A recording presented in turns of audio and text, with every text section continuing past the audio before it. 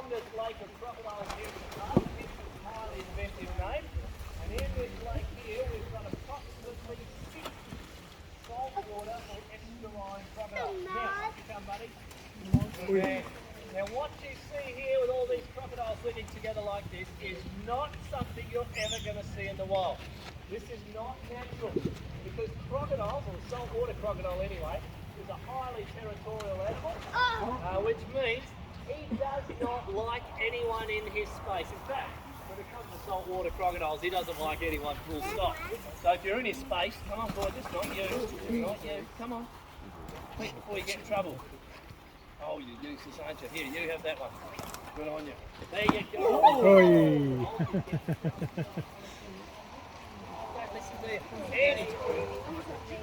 Crocodiles like this together in the wild, because they don't like anyone, and they really don't like anyone in their space, they're going to actually beat each other up and kill each other.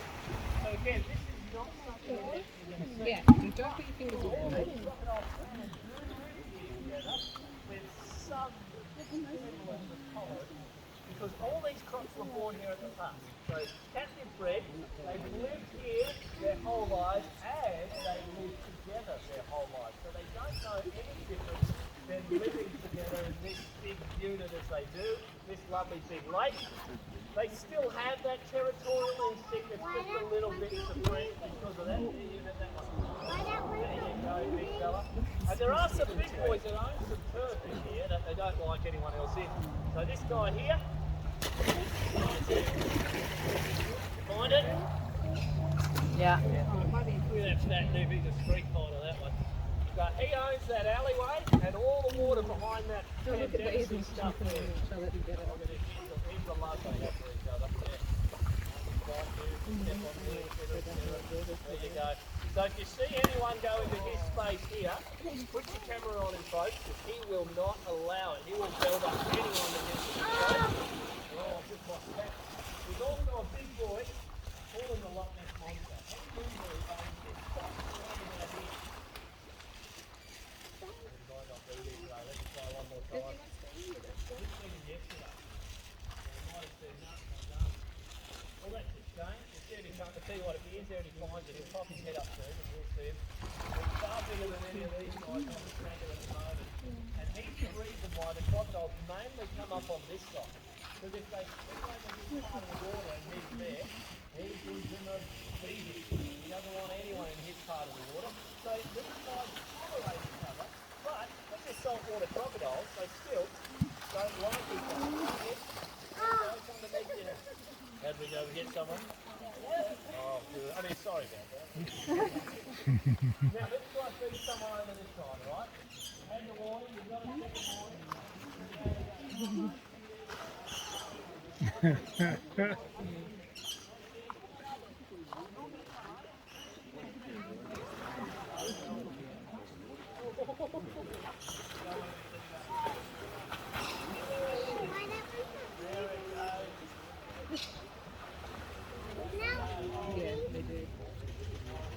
The best one I had was someone came in front of one of the big boys here. The big boy spun around like this, and he got everyone from that gate all the way across to there. It was the best. There was only one girl that didn't get muddy in the whole area. She was standing right here, and that's because I was standing here when it happened. Yeah, there's another. Oh, thanks for that. All right, couple more pieces. Let's get it out. Here we go. That's it. Now, of the 60 crocodiles in here, there are only 10 girls. That is one of them out there. The girls are much smaller. That's why they're easier to distinguish. We had a couple, there's another one coming up there. We had a couple that came up on this side today. The girls won't come to the front, and you've just seen why. Because the big boy goes to the front, and if they think that the girl's going to get food and he's not, he'll just beat her up. I mean, that's how lovely the boys are. You want to stop that? So when we meet them, we like to make sure we get a bit of food out for them, chuck it over to the side or out the back or something like that. All right. So, they're not trained, they're trained. So they know the bucket noise, they know the call, like I said, come on. So they know food's on. So that's what they want. If I went in there, I could go in here with these guys, but if I went in there and tried to feed them, I'll lose a finger. So the wife would be angry, so I'm not allowed to do that. So fair enough. Here we go. Get into that. You got one too? Come on, that's it. Come on. Now, these guys here are known as the Australian freshwater crocodile, or the Johnston freshwater crocodile. We've got two species of crocodile in Australia. We've got the salties, we just saw, and beagles, and we got these guys right here. Now, these guys are quite different. You can see straight from the outset, they're nowhere near as big. Beagles isn't even a big salty, but he's way bigger than any of the crocodiles in here. They're not babies, all right? A lot of people come here and think this is the baby pen. The babies are the ones you held at the start, all right? They're little like this. By the way, they've got the attitude of mum and dad too. That's why they've got the bands on. These guys are pretty much, for the most part, full grown. A really, really big freshwater crocodile can get to 3 metres. But like I said, that's a really big freshwater crocodile. They generally around that 2–2.5 metre mark. These guys are not confined to fresh water in that they can't handle salt water, but because of their smaller and because they're social, see how they live together? A whole bunch up the back there behind the tree. Probably a whole bunch up the back there too. This is all man-made, yeah. We've had to put it all here so they've got something to swim in. But these guys being social means they're a lot nicer. And if a crocodile or big salty comes into an area where there's freshies, because he's highly territorial, he'll just systematically beat up and kill all the freshies in the area. So they can live in salt water, because all crocodiles have this special gland in their mouth where they can. It's jumped on a bit, Goose. There you go. Oh, yeah, hard work, can't you? They can actually get the salt out of water. So these guys can do that, but they don't want to mess with those big salties because they know they'll get in all sorts of trouble. Hello, buddy. Keep coming. There you go, you two. Give him some space. That's it. But on top of that, being social, you can see being the size, being not so aggressive because they have that social nature. You can see he's also got this lovely slender jaw. Look how skinny that jaw is there. And that tells us he's eating much smaller prey. So today they're just getting small bits of food, bits of beef and chicken today. But that's what they eat in the wild. Things about that size. Small fish, crustaceans, frogs is one of their favourite things on the menu. They are very good at catching frogs. There you go, as you can see. Did you catch that? Come on, mate. That was a bad demonstration. Shooting right onto it. But they are very good at catching those small prey on us because they're super quick. So they can actually open and close their jaws in less than a third of a second. So even that meat I threw out then, I had a crocodile once sitting right at the edge like this guy is here. I threw a bit of chicken to him like that. He snapped like that 3 times before the chicken got to him, and he caught it in the air on the 4th grab. So super quick, just bang, it's awesome to hear. They'll fire up more in the wet season when it's a bit warmer too. But they're not so dangerous to us because they're eating small prey. So you and I, well, we're far too big, they're not even going to try. And because they're social, they don't have the inbuilt aggression of their cousins, the salty. So when you see these guys out in the wild, you don't have to run away and hide. So places like Tunnel Creek and Winjana Gorge up at the Gibb River Road, people go there all the time. Some people don't even realise there's freshies in Tunnel Creek. They walk all the way through. But there's a few that live in there, and they'll be absolutely fine with you as long as you give them a little bit of distance. It's the same with these guys out at the gorge, even over in Kununurra and all the East Kimberley where they're found. How you going there? You're trying, it's a bit hard with that jaw. There you go, good boy, you got it. So, like we said, if you get the chance to see them out in the wild, get the camera out, folks. Get a photo. As you can see, it's not going to be very blurry, is it? It's not doing much. But because one of the other cool features about this crocodile, not only is he safer, don't try and touch him or anything, you'll get in trouble, but give him that 10–15 metres, you get a great photo. But he's endemic to Australia, which means this species is found nowhere else in the world except on our continent. So this really is Australia's very own crocodile. The salty, he's a bit of a crocodile gypsy, so he's found throughout the whole Indo-Pacific region. But this guy only on the mainland of Australia, so he really is Australia's own. And just before we leave here, we'll point out that big fella there that was struggling with the food.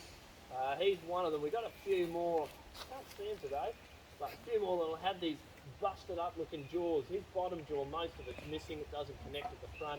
That's why he was struggling to pick up the food. There's one I call Bulldog. He's actually missing the top half of his top jaw. And they're not deformities, they're actually injuries. Not from fighting each other, because again, they're not that aggressive. The injuries that come from getting caught in fishing nets kind of steal our food. But because he gets his teeth caught, and because he has to breathe air, he struggles to get out, thrashes around like crazy, does some significant damage. So people that catch them think they've got this huge barrow on the net, they bring the net in, it's got a crocodile on it. So they end up bringing them here, and that's why we've got quite a few in here, quite a few rescue crocs that live, well, as you can see on his gut, live quite happily here, doesn't it? Probably needs to die, that one. Anywho, what we're going to do now is we're going to cruise up. This is the cool thing about crocs. We know where he's in there. We saw him, we saw how big he was. We saw him go in there. But once he's in there, bang, he just disappears. And they are so good at hiding.